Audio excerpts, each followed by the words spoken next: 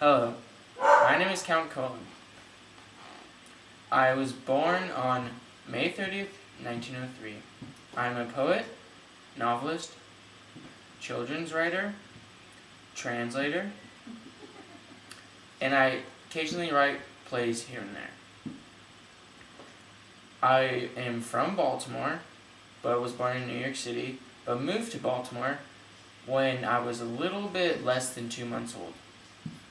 I write a lot of poetry. Spur of the moment, I will sit down, piece of paper, and just start writing away. Spur of the moment. I have two very famous poems that I consider some to be my best pieces. One of them is called Tableau. Locked arm in arm, they crossed the way, the black boy and the white boy, the golden splendor of the day, the stable pride of night. From lowered blinds the dark folk stare, and hear the fair folk talk. Indignant that these two should dare in unusual walk. Obvious to look and word they pass and see no wonder. The lightning brilliant as a sword should blaze the path of thunder. My other one was Instant. That happened when I was about 8 years of age, and this was quite disturbing, I still remember. Once riding in old Baltimore, heart filled, head filled with glee, I saw a Baltimorean, one of my own, so I thought. Keep looking straight at me. Now I was 8 and very small, and he was no whit bigger. And so I smiled, and he poked out his tongue and called me a nigger. I saw the whole of Baltimore from May until December. Of all the things that happened there, that's all. Some of my hobbies are poetry, writing, and reading. Poetry was an escape for me because I was an orphan as a kid. I was never legally adopted, so being an orphan in the 1930s, I didn't really have much friends or family, so poetry was really a true escape for me. I do have one friend though. Speak of the devil, what's up, man? What's up, Count? How you doing, man? Ready to count them up? Yep. Yeah. How you doing, baby? I'm good. And that's Lang Hughes.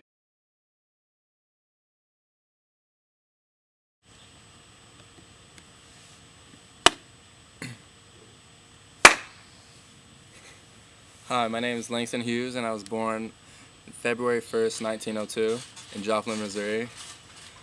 I'm best known for my authorization of the Weary Blues that I wrote in 1926. I published more than 36 books during my life, starting out with poetry and then expanding into novels, short stories, and plays. I'm closely associated with the Harlem Renaissance, the flowering of African American literature and music in New York City following World War I. But I wrote poetry, books, and newspaper columns right through into the 1960s.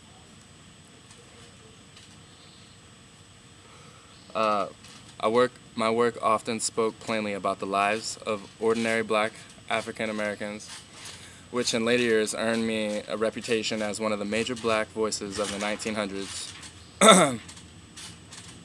My works include the poetry volumes The Weary Blues that I wrote in 1926 and Shakespeare in Harlem, 1942, the novel Not Without Laughter, 1930, and the short story collection The Ways of White Folks in 1934.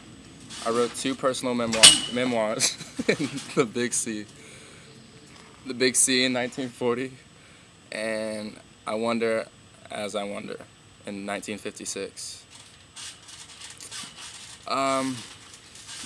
Let me just label my job applications.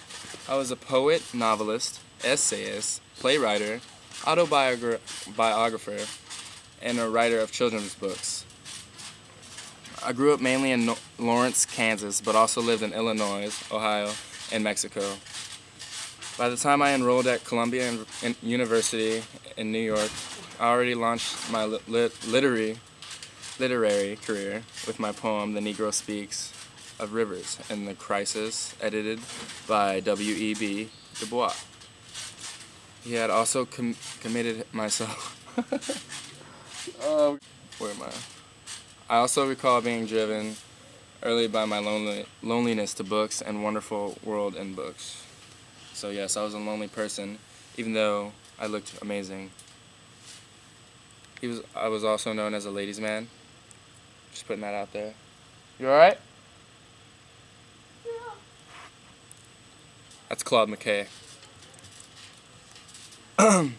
My devotion to black music led me to novel fusions of jazz and blues with traditional verse in first two books, The Weary Blues, again, and Fine Clothes for the Jew. I emphasized on lower-class black life, especially in the latter, led to the harsh attacks on me in the black press. With these books, however, I established myself as a major force of the need for both race, pride, and artistic independence in most memorable essay, The Negro Artist and the Racial Mountain.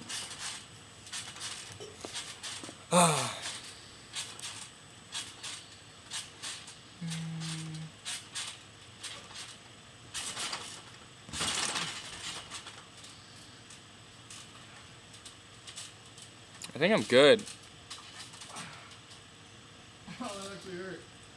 Oh, that was only 3 minutes, yo. That was like 3:40. I'm gonna keep going. Alright. Did that really hurt?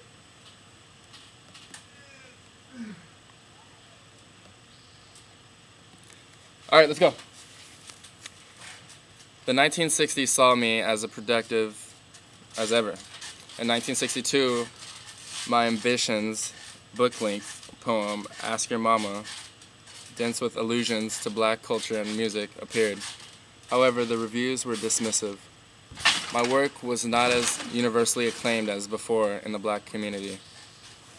Although I was hailed in 1966 as a historic artistic figure at the first World Festival of Negro Artists in Dakar, Senegal, I also found myself increasingly rejected by young black militants at home as the civil rights movement launched toward black power.